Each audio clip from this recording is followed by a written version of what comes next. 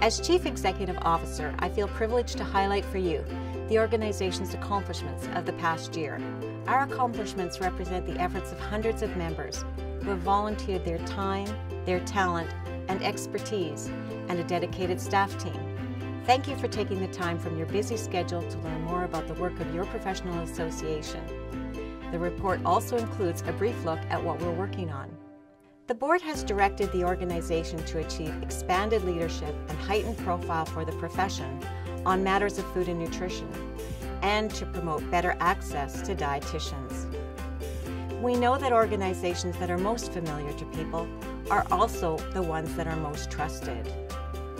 Being seen in a favorable light and being familiar are both necessary conditions for our success. The profession has a very favorable rating with the public. This has been the case for a very long time. In a recent public poll, 94% of Canadians agree that registered dietitians are a credible source of food and nutrition information. In the same poll, 22% had used the services of a registered dietitian, and 8% had accessed nutrition information from the DC website. From this survey and others, we can see there is confidence in the profession and room to increase the public's direct experience with the profession. Our work contributes to maintaining a favorable public opinion by producing high-quality products that meet the standards and expectations of experts and the public. However, we are placing even more emphasis on actions that will make the profession better known. We have equipped more dietitians to be visible using multimedia approaches. We have planned and participated in public events across Canada. We have produced regular news releases that have earned free media time worth millions of dollars. We have used social media to spread our messages. With the help of 20 Nutrition Month spokespeople, dietitians were profiled in more than 200 media stories during Nutrition Month as we encouraged Canadians to simply cook and enjoy good food. So here's the deal. An increasing number of Canadians are not cooking at home, apparently. Whatever it's due to, it can negatively impact health. Dietitian Casey Berglund joining us now with some ideas to get us back into the kitchen. We enlisted 15 media-savvy members across Canada to work with our public relations team to reach more people with dietitians' views on matters of food and nutrition on a year-round basis. We're gearing up with news the expanded team will use in the coming months, so you can expect to hear from our spokespeople more often. We will monitor media reach as a measure of our progress. This past year, 24 news releases were used to highlight professional leadership.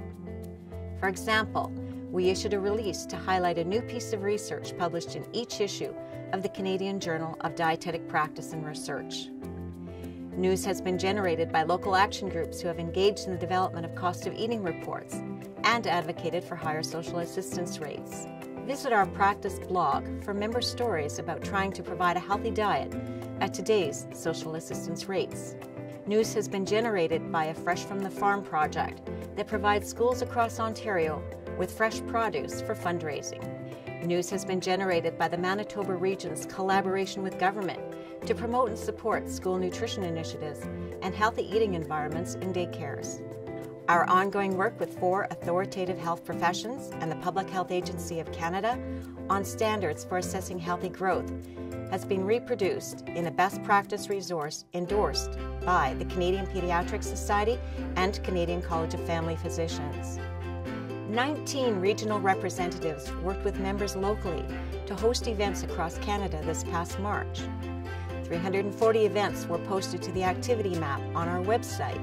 We know that's only a sample of what took place in workplaces and communities in celebration of Nutrition Month and Dietitians Day. Nutrition Month and Dietitians Day registered an incredible media reach of 50 million impressions. Thank you for your part in this very impressive result. Study after study tells us that the first place Canadians look for nutrition advice is the internet. Therefore, we have used our news releases, social media, and events to draw Canadians to our websites for advice from the experts. We are pleased that nearly 3 million visits were made to our public websites, representing 33% growth in 1 year and exceeding our target. We have kept our websites current with evidence-based content that addresses the issues on the minds of Canadians. The most popular topics are available as takeaway fact sheets. We've also added tools such as the online version of the popular NutriSteps screening tools that parents and caregivers can use to identify eating issues with toddlers and preschoolers. Google Canada reports that 56% of people use smartphones, and the average smartphone user has 30 apps. Therefore, we are building apps to connect the public to information and ideas from dietitians. Our latest app, Cookspiration, was an immediate winner, downloaded more than 68,000 times in March alone. Cookspiration was featured by Apple among the best new apps in the store. And we developed an e-tracker app launched this month. This app will make it easier for the user to track and get feedback about one's own food and activity habits, anywhere, anytime. This fall, we will be launching a sister app named Healthy East Steps to help Canadians get more active. And later this year, our research partners will evaluate the impact of the e-tracker app on behavior change. Making the profession better known amongst decision makers in government and other organizations is equally important. The better known, the better our advice is received. Our advice is aimed at policy and program changes that will increase access to dietitians. Regional executive directors have worked with members across Canada to highlight the contributions of dietitians to the health of Canadians with decision makers. In Manitoba, 8 committees of members developed a slideshow to explain the work of dietitians to the Premier, the Minister of Healthy Living, and MLAs. In Saskatchewan, Manitoba, and Ontario, letters were sent to CEOs of health regions and other key employers of dietitians, explaining who we are and the difference we make to the health of our clients and communities. On Dietitians Day, 19 BC members were present to receive congratulations from members of the Legislative Assembly and to distribute their kit highlighting the role of dietitians. In Quebec, dietitians were raising their profile with all political parties in a pre-election strategy. In Ontario, hundreds dropped by the Royal Winter Fair to speak with dietitians and learn about Eat Right Ontario, a program we operate with funding from the Government of Ontario as a means to improve access to dietitians. We were able to share extremely high user satisfaction with prospective clients. Our Eat Right Ontario experience allowed us to prepare proposals for similar call centers for decision makers as requested by 7 other provinces. Local action groups in BC, Alberta, and Ontario have advocated for inclusion of dietitians as core members of interprofessional teams in primary health care. Local action groups in Alberta, Saskatchewan, and Ontario are monitoring provincial regulations and standards and advocating for changes to ensure long-term care residents are protected and supported to be as healthy as possible. The DC Board has also directed the organization to contribute leadership to the globalization of dietetics. We have done so in a number of ways. I have continued to serve on the board of directors of the International Confederation of Dietetic Associations. The ICDA board has developed a strategic plan for raising international standards for education and dietetic practice. A member from Manitoba is chairing an international work group for the Academy of Nutrition and Dietetics work on the international dietetics and nutrition terminology. Lectures and workshops were provided in Portugal on the future prospects of the profession and in Japan on practice-based evidence in nutrition. The PEN team presented at the International Congress of Nutrition in Spain and at the International Cochrane Colloquium in Quebec City. We met at request from the People's Republic of China to assist with establishing a clinical dietetics workforce that meets Canadian and international standards by providing advice and delivering professional development workshops. We collaborated with an Australian health services organization to extend Nutri-eScreen to its community.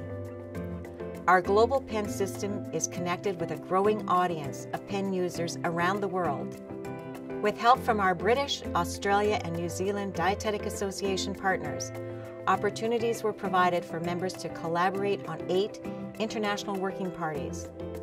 We're really pleased that Ireland joined us as the 4th National Dietetic Association affiliate and that the Japan Dietetic Association will pilot PEN Japan this year. We also note that universities in a growing number of countries have licensed PEN for use in dietetics education. Watch for announcements later this year about new travel awards for members who will be presenting their work at the International Congress of Dietetics in September 2016 in Granada, Spain. The DC Board has also directed us to be sure that the association is the profession's most important source of lifelong professional learning, as demonstrated by widespread adoption of the PEN system in Canada and by providing an accessible range of professional development and networking opportunities. Growing adoption of PEN is evidenced by Accreditation Canada's inclusion of PEN in its leading practice database, and by more dietetics regulatory bodies promoting PEN as a resource for preparing for the national registration exam and for meeting continuing competence requirements. The PEN website has been awarded the highly valued HON International Certification by meeting the Health on the Net standards. And we have recently dropped the price of PEN for members by half, making it even more accessible. We have responded to users with 60 toolkits summarizing evidence-based guidance according to the International Dietetics and Nutrition terminology. A range of learning and professional development products for online or in-person preferences and for novice to advanced practice needs have received outstanding quality ratings.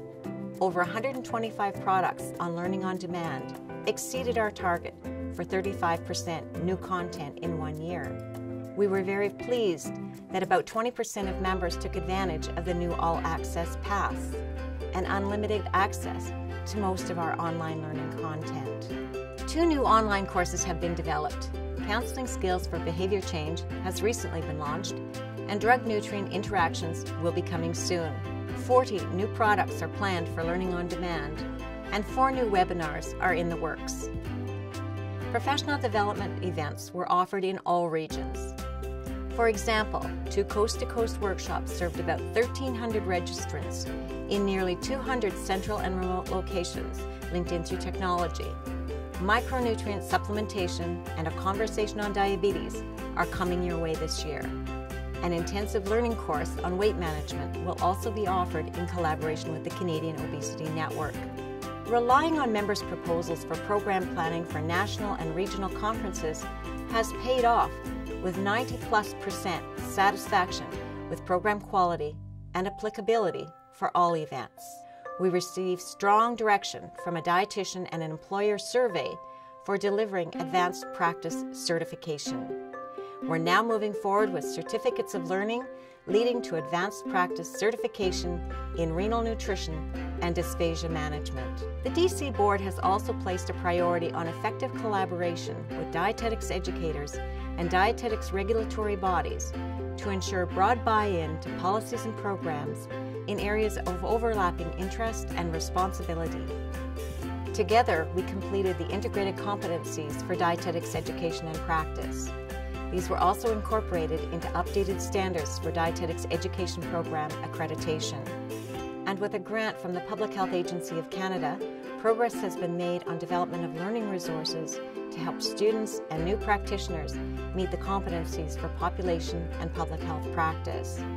We believe it's in everyone's best interest that we create solutions to overcome the barriers that limit practicum education opportunities and the supply of new dietitians. We have worked with experts to develop a dietetic workforce projection model. The model will be pilot tested in collaboration with at least one dietetics regulatory body in the coming year. This model will be used to project the right balance of new entrants to the dietetic workforce. Dietetics educators in Ontario worked creatively on new program models that will increase practicum placements for another 25 to 30 students. Preceptors for practicum education are essential for developing a competent dietetic workforce. New tools have been developed and conference sessions are being provided to support and encourage preceptors. As a founder, Dietitians of Canada has continued to be a supporter of the Canadian Foundation for Dietetic Research and the important role it plays in building capacity for applied nutrition and dietetics research. I encourage every member to reflect on how CFDR enables us to generate the body of knowledge that is unique to our profession. Evidence of the important contributions of CFDR can be found on CFDR's website and in its annual report. Be sure to factor our foundation into your plans when considering your charitable donations and in your plans for securing funding for your practice research needs. Thank you for your time today. I would like to thank each and every member for being a member. As shown in this report, we are growing stronger together.